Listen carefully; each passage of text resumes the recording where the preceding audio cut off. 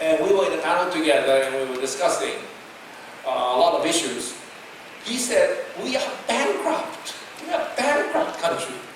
Why don't you admit that we are a bankrupt country? In fact, Greece was already bankrupt here. But other European governments did not want to admit that Greece was bankrupt. Because if you admit that the country is bankrupt, then you have to admit that you cannot collect these debt anymore.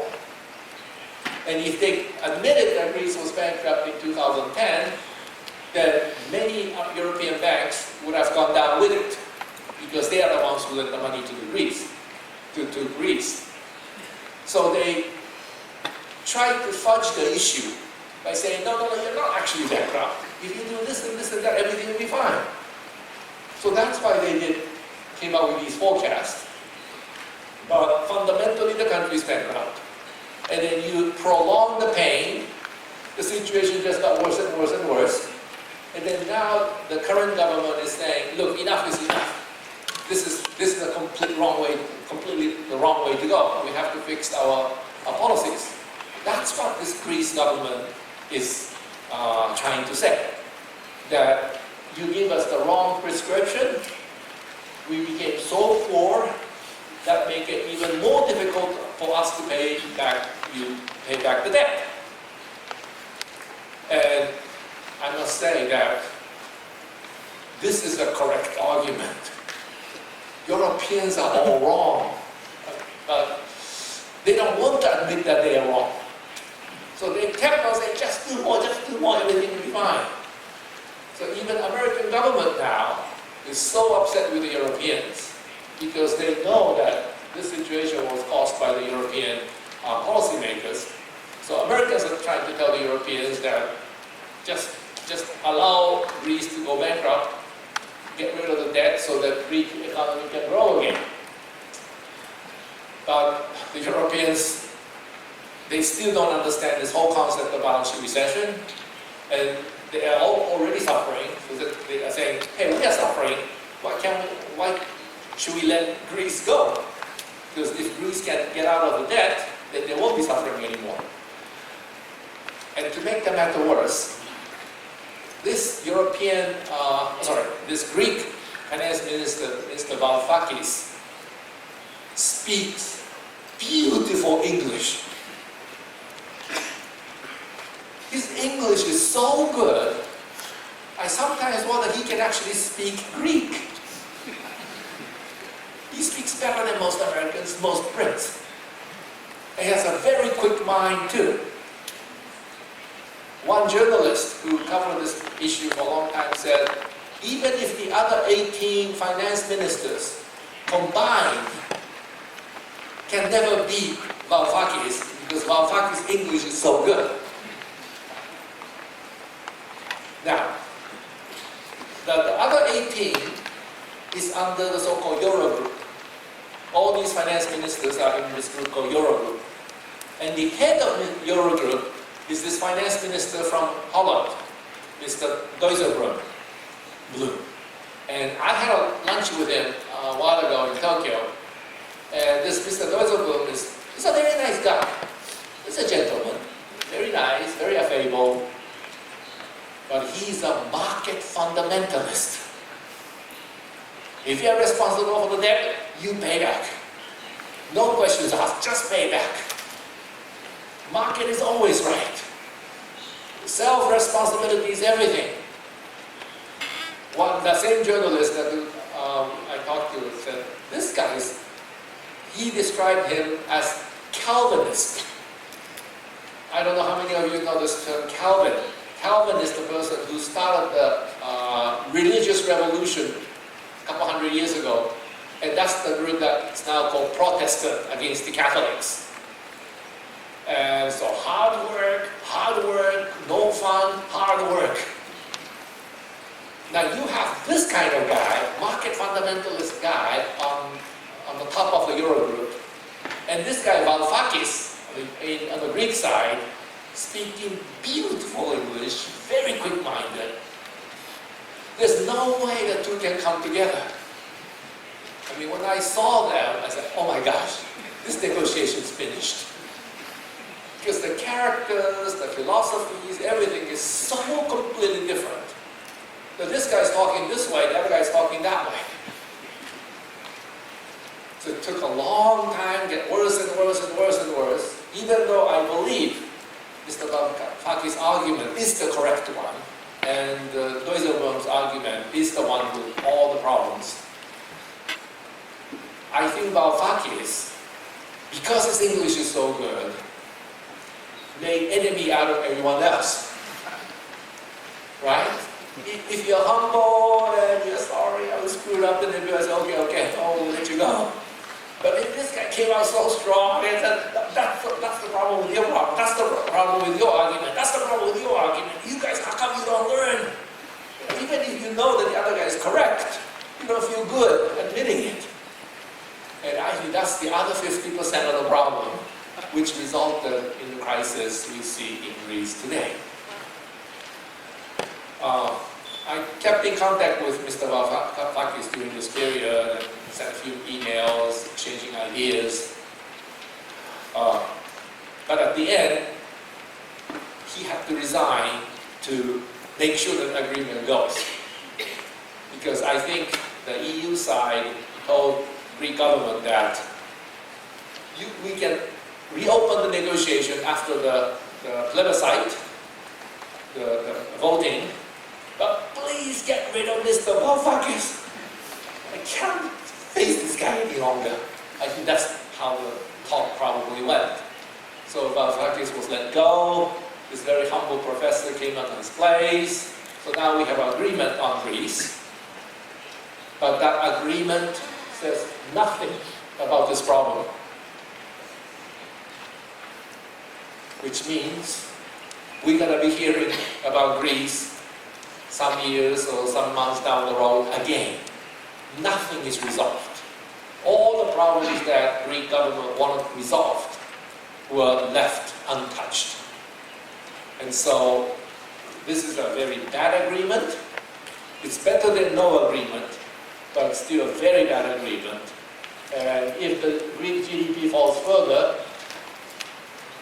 what Mr. Varoufakis wanted to do is that if Greece admitted or accepted the EU proposal, and if the Greek economy fell further, you take the responsibility, not us.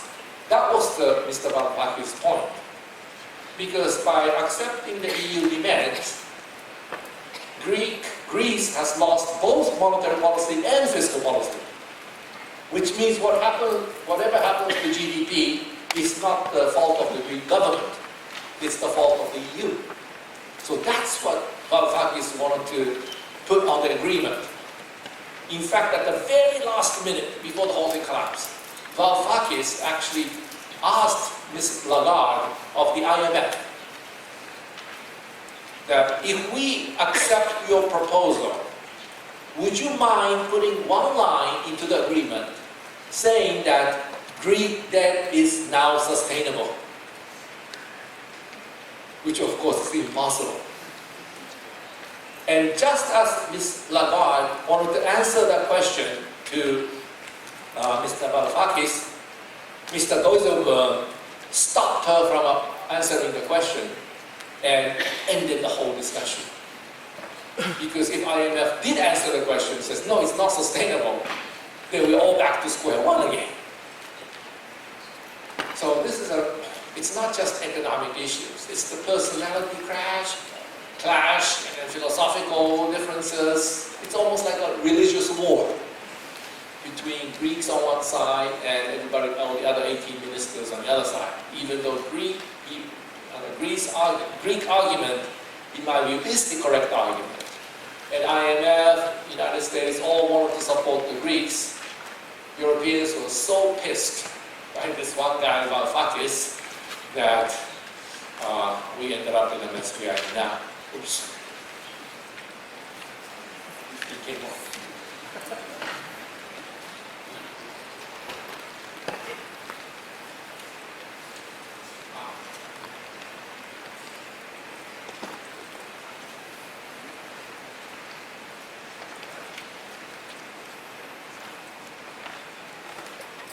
So that's what happened to Greek case, and just because there's agreement doesn't mean it's a good agreement. It's just killing time, or I would even say wasting time. But until people in Greek, European side understand that they are in very different type of recessions. This happened because Greece was in balance sheet recession. If Greece only had fiscal problems and nothing else, then they probably follow this path. But because Greece had a big housing bubble burst, Greek people are paying down debt, and then the IMF tried to cut the deficit at the same time, then you ended up with this path. So until they understand that, I think European problems will still be a big problem for many months to come. Now, lastly, sorry, I'm well over my time. What we have to be worried about going forward is that, as you know, Janet Yellen, Federal Reserve, is trying to normalize monetary policy. They added so much bank reserves during the last 7 years that there is enough bank reserves in the United States to increase money supply 17 times.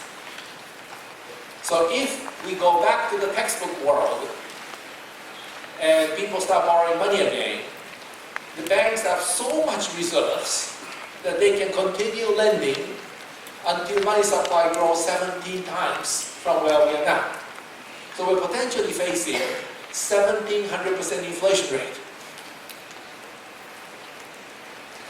And that's the reason why the Federal Reserve is now talking about raising interest rates.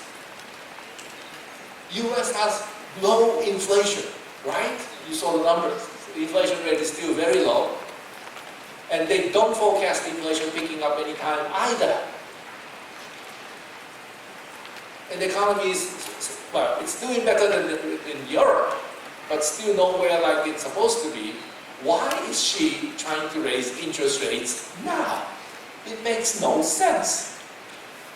She knows that once the private sector is ready to borrow, we will end up facing 1,700% inflation rate.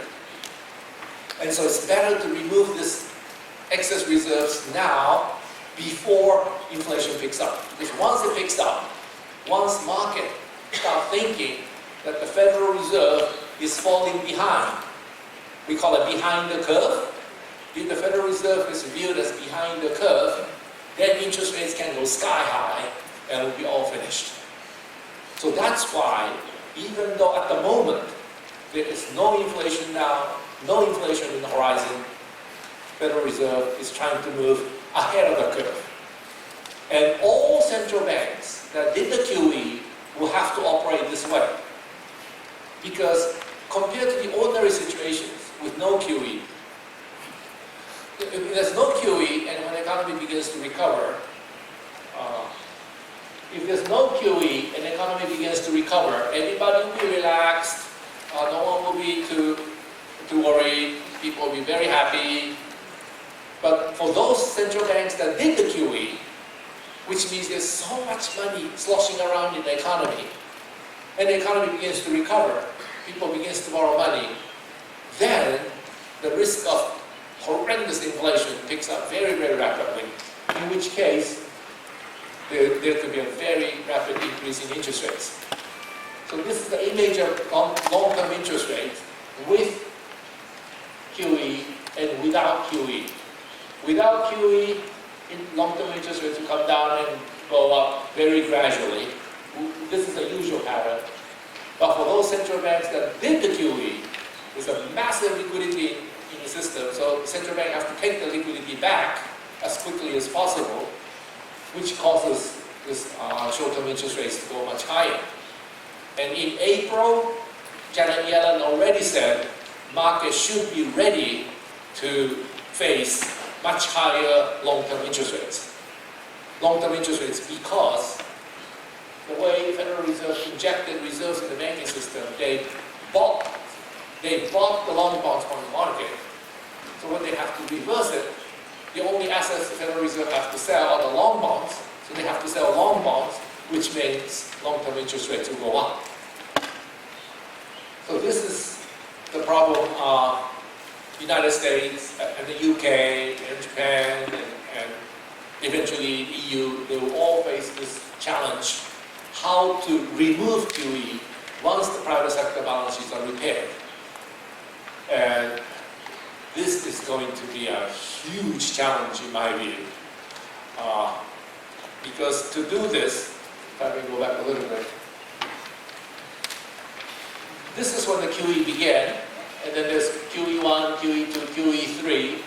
Now Ms. Janet Yellen has to bring this back down to somewhere around here.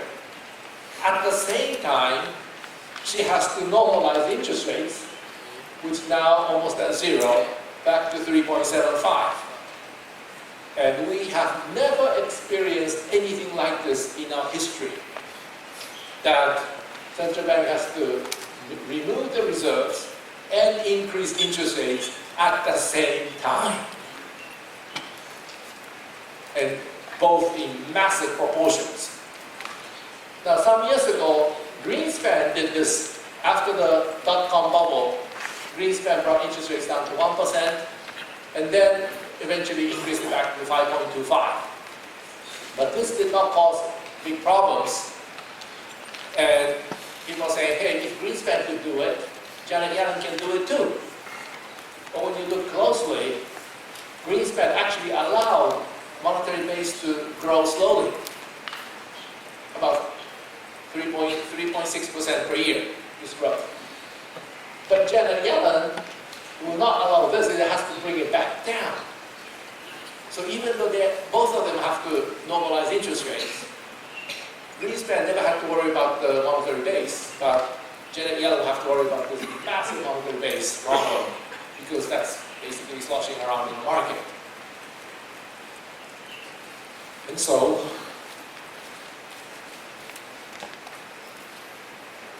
the chances of long-term interest rates in the United States jumping higher are there. However, we haven't seen it yet. Right? Janet Yellen has been talking about this problem for quite a while now. But long-term interest rates haven't jumped up. Why is that? Well, this problem, this is happening not at the long-term interest rates, it's happening at the dollar. The dollar has gone up much higher. The dollar is actually killing the US industries. That's what's killing the US stock market. The US stock market used to be at least 2,000 points above Japanese stock market. One of them. Now Japanese stock market is always 2,000 points above the US stock market. Why is this reversed? Because of the exchange rate. When the United States did the first QE, the dollar fell very sharply. And at the same time, UK also did the QE. So against the Japanese yen, the dollar fell almost 30%. British pound fell almost 40%. The Japanese yen became the strongest currency in the world. That helped the US economy in no small way. If the dollar did not fall like this, General Motors, Chrysler would be history by now. But because the dollar fell so much, those two companies had a chance. Then, years later, Japan started the QE. And when Japan did the QE, the Japanese yen fell almost the same amount that it lost when US did the QE. So what we are seeing now is this phenomenon on here. The dollar fell with the QE, which helped the US economy, but now US is trying to unwind the QE, but other people are doing the QE, so the dollar is rising very rapidly. And US companies are all suffering from the strong dollar, which is why the US stock market has been in that kind of range for all this period, while Japanese stock market stayed very healthy, strong, because just the reverse of the situation is now in place. So instead of long bonds rising, all these people, especially in Europe, are moving money to the United States because the yield in Europe is so low. And yield in Japan is also very low. So if you want some yield, you buy US Treasuries. That pushes the dollar up, but keep the US Treasury prices from falling. And that's the phenomenon we see at the moment. But if dollar stops rising, then I'm afraid long-term interest rates in the United States will start rising. So no matter how you look at it, coming out of QE is not going to be very smooth. This is the first time human race faced this problem. And one time I actually visited Janet Yellen in her office. It was on the day she was nominated to become the Fed chairwoman. And I asked Janet, I have seen many academic papers written on how to do QE, how to get into QE. And I asked her, have you seen any paper that tell us how to get out of QE? And she said, no, I haven't seen one either. What does that mean? That means academics have no idea how to come out of QE. People in the market doesn't know how to come out of the QE. Federal Reserve has no experience coming out of the QE. So everybody is it's like blind person in a cave. Some people say, hey, this must be the exit. I can kind of feel the air. This must be the exit. The other person says, no, it must be this way. I can kind of feel the air coming this way. So when the actual QE removal happens, we could see lots of volatility, sudden moves in the markets, confused statements, and so